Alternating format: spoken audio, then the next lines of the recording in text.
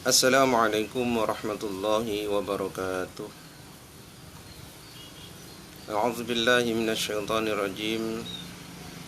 Bismillahirrahmanirrahim. Alhamdulillahi rabbil alamin. Wa bihi nasta'inu ala umuri dunya waddin. Wassalatu wassalamu ala asyrafil anbiya'i wal mursalin.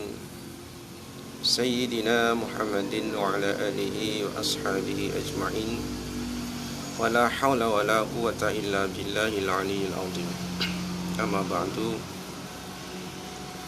Para pemirsa, para penonton, dan juga para pendengar yang saya hormati, puji syukur alhamdulillah kita panjatkan kehadirat Allah Subhanahu wa taala. Kenapa? Karena di hari ini kita masih bisa menonton, mendengarkan ceramah agama cara singkat yang selalu saya tayangkan melalui YouTube ini. Bisa saya tayangkan pagi, siang maupun di sore hari. Mudah-mudahan apa yang kita tonton, apa yang kita dengarkan, dan apa yang saya sampaikan mudah-mudahan selalu mendapatkan manfaat, berkah untuk kita semua, berkah kebaikan di dalam menjalankan agama kita, kebaikan di dalam mengaruhi kehidupan dunia kita, maupun kebaikan di dalam kehidupan di akhirat kita semua. Salawat dan salam mudah-mudahan tetap dilimpah curahkan kepada baginda yang mulia Rasulullah sallallahu alaihi wasallam. Amin ya rabbal alamin. Para pemirsa yang saya hormati, di hari ini saya ingin menyampaikan tentang masalah keutamaan yang dimiliki oleh seorang atau makhluk yang bernama manusia. Pada dasarnya Allah Subhanahu wa taala telah menciptakan manusia dalam keadaan bentuk kejadian yang terbaik di antara seluruh makhluk Allah yang lainnya. Allah Subhanahu wa taala menciptakan manusia tersempurna, terlengkap dari bentuk kejadiannya, dari bentuk fisiknya. Berbeda dengan makhluk-makhluk yang lain selain manusia. Seperti halnya Allah menciptakan binatang, maka fisik dan kejadian binatang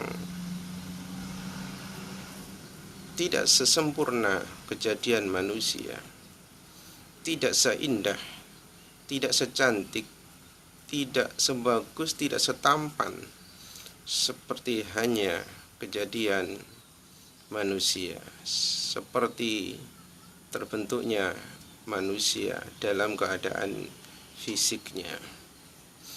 Akan tetapi para pemirsa yang saya hormati, di dalam kepribadian, sifat dan karakter dari manusia secara keseluruhannya, Allah Subhanahu wa taala telah menciptakan dengan berbeda-beda. Sifat karakter dari masing-masing setiap pribadi, individu manusia tidak sama secara keseluruhan,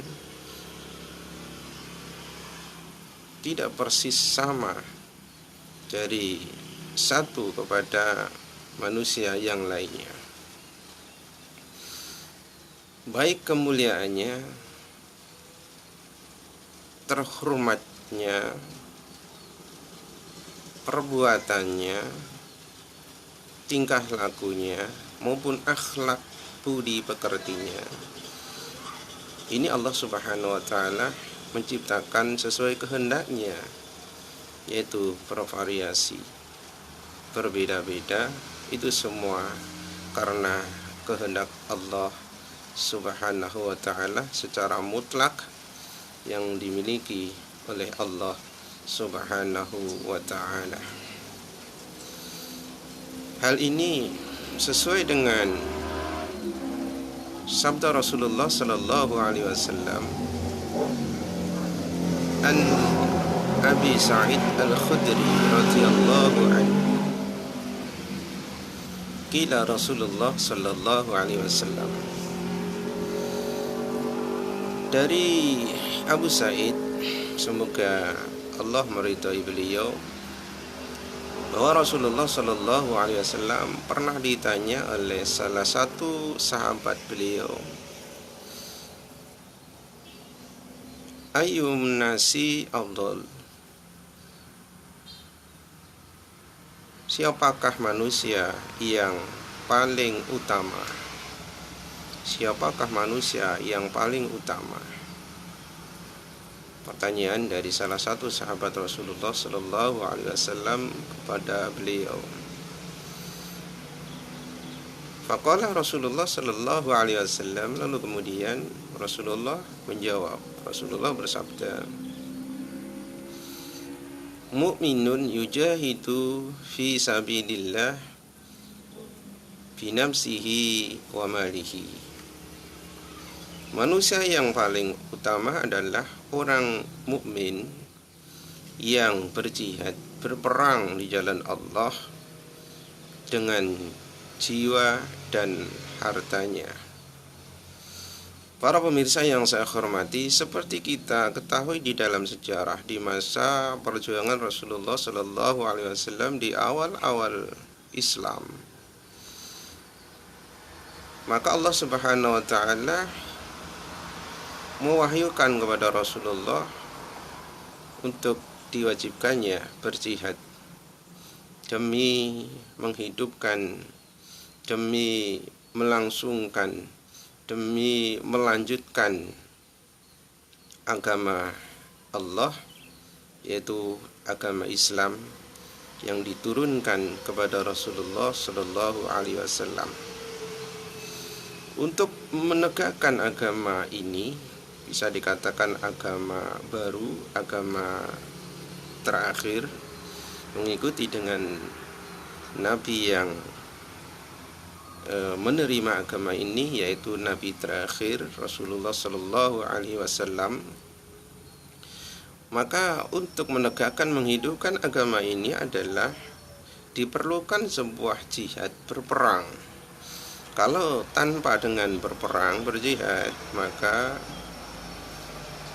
nasib yang dialami oleh Islam akan selalu mendapat tekanan-tekanan, ancaman-ancaman dari musuh-musuh Islam, sementara kita tidak bisa berbuat apa-apa untuk melawan mereka. Maka karena demikian Allah Subhanahu wa taala mewajibkan kepada Rasulullah sallallahu alaihi wasallam melalui wahyunya untuk berperang kepada mereka, kepada musuh-musuh yang menginginkan hilang hancurnya Islam. Di dalam jihad itu sendiri memerlukan pengorbanan, baik jiwa maupun harta.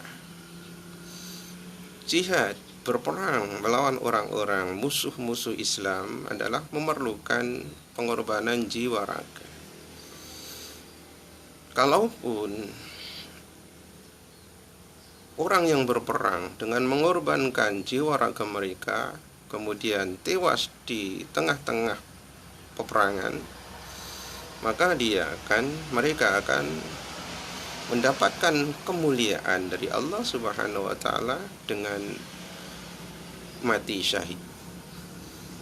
Kemuliaannya dengan kematian syahidnya. Dan kalaupun mereka tidak tewas di medan peperangan, dia pun juga termasuk manusia afdal, manusia yang paling utama di antara manusia-manusia yang lainnya yang tidak mengikuti di dalam peperangan tersebut. Lalu kemudian berperang dengan hartanya. Hal ini juga dipastikan bahwa di dalam perjuangan Rasulullah Sallallahu Alaihi Wasallam di awal-awal Islam dipastikan memerlukan, yang dibutuhkan adalah harta untuk memenuhi, mencukupi kebutuhan di dalam peperangan. Bisa dipergunakan untuk membeli makanan, mencukupi kebutuhan makanan dari para pejuang, dari Rasulullah Sallallahu Alaihi Wasallam sendiri dan para sahabat-sahabat dan pengikutnya. Juga harta diperlukan untuk membeli sesuatu peralatan perang, pedang, tombak, panah dan lain-lain sebagainya. Ini adalah semuanya ya, memerlukan harta yang tidak sedikit jumlahnya. Maka manusia yang berjihad untuk menegakkan agama Allah, berperang melawan orang-orang kafir, musyrik, munafik,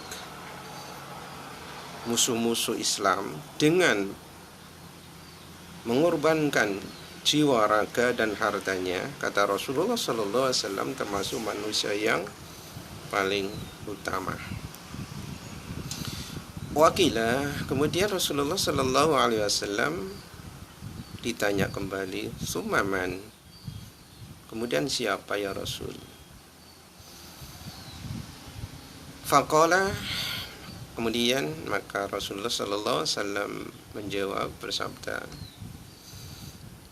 "Mu'minun fi si'abin minas si'abi yattaqillaha wa yad'an nasa min syarrihi." Kemudian orang mukmin yang berada di celah-celah bukitan, celah-celah bukit, yang bertakwa kepada Allah Subhanahu wa taala, yang termasuk manusia yang paling utama di sisi Allah Subhanahu wa taala, adalah orang-orang yang menyepi, menyendiri, dan tetap menjalankan perintah-perintah Allah Subhanahu wa taala, tetap sebagai manusia yang bertakwa kepada Allah Subhanahu wa taala, menyendiri, mengasingkan diri dari para manusia hanya untuk mencari ketenangan, mencari kedamaian di dalam melaksanakan ketakwaannya, menjalankan ibadahnya kepada Allah Subhanahu wa ta'ala. Ini adalah prinsip yang dia miliki. Orang-orang yang menyendiri, orang-orang yang mengasingkan diri, orang-orang yang mengucilkan dirinya dari kesibukan-kesibukan manusia untuk mencari ketenangan di dalam melaksanakan ibadahnya. Wa yad'un nasa min syarrihi. Dia menyendiri, berada di tempat terpencil, akan tetapi tetap bertakwa kepada Allah, akan tetapi tetap beribadah kepada Allah Subhanahu wa taala, karena memang itu tujuannya, menyendiri karena untuk mencari kedamaian, ketenangan di dalam beribadah kepada Allah Subhanahu wa taala, meninggalkan manusia dari keburukan-keburukan. Dia menyendiri, menjauhkan diri, menyepikan diri, mengucilkan dirinya karena untuk mencari ketenangan di dalam beribadah, dan dia menjauhkan diri dari manusia karena takut dari keburukan-keburukan yang dilakukan oleh atau keburukan-keburukan yang ada di tengah-tengah manusia. Seperti dia meninggalkan manusia karena menghindari dari keburukan seperti menggunjing orang lain, memfitnah orang lain, mengadu domba orang lain, menghasut orang lain. Perbuatan keburukan seperti ini memang menjadi tujuan untuk dijauhi dengan cara dia mengasingkan diri ke tempat jauh, ke tempat terpencil, agar supaya dia merasa nyaman ketika beribadah, merasa nyaman dari perbuatan-perbuatan maksiat, dari keburukan-keburukan yang dilakukan oleh manusia. Para pemirsa yang saya hormati, dari hadis ini memberikan pelajaran bahwa orang yang mengasingkan diri, mengucilkan diri, akan tetapi tetap beribadah, mengucilkan dirinya untuk menjauhi keburukan-keburukan manusia, ini sangatlah terpuji, sangatlah baik, dibenarkan oleh Rasulullah Shallallahu Alaihi Wasallam, karena ini termasuk kategori ciri-ciri manusia yang afdal, manusia yang paling utama di sisi Allah Subhanahu wa Ta'ala.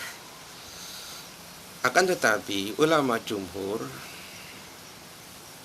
kesepakatan para ulama ini mengatakan bahwa orang-orang atau orang mukmin yang tetap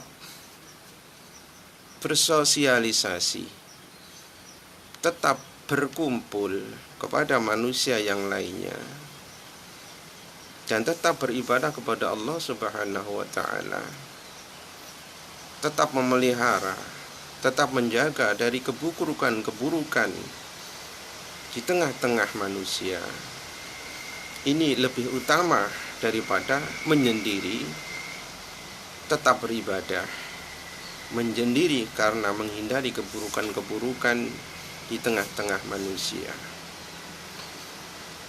Hal ini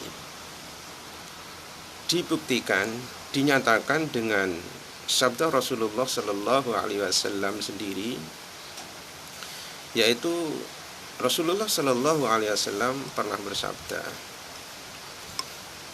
al-mu'minul ladzi yukhalitun nasa wa yasbiru ala adahum afdalu ajran minal ladzi